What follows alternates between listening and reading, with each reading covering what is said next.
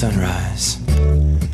She drags his body down to the edge of the swollen river, wrapped in a red velvet curtain, stolen from the movie theater where she works.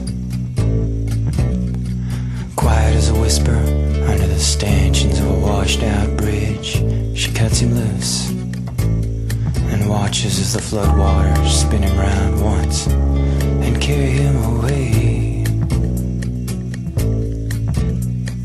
And she removes the golden ring upon her finger. She throws it in. And I wonder, baby, why don't you cry? Baby, why don't you? Baby, why don't you cry?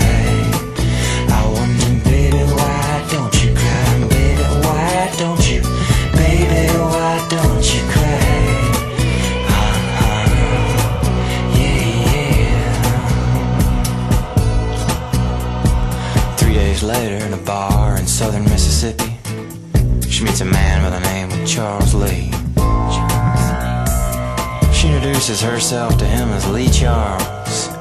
What a coincidence, he says. And a week later, they get married.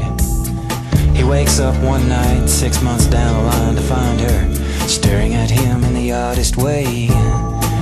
When he says, honey, what's wrong? She says, oh, nothing, dear, except that tears are a stupid trick of God.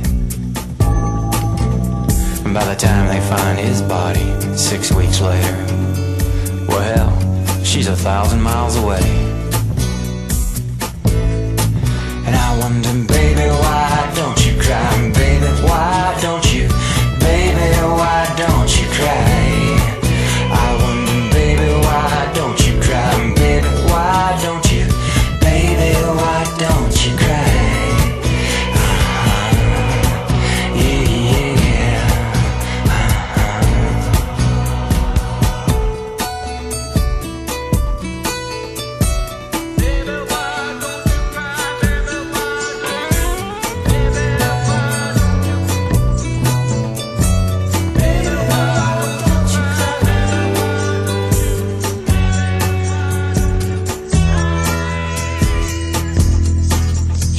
From devils, she runs from angels.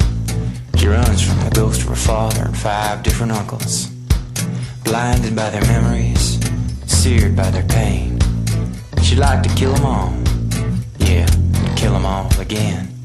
She don't think much about what she's done or the funny feelings that she feels. No, she don't. To her, it's just a condition she picked up as a child, little thing she calls the wound that never heals. She calls it the wound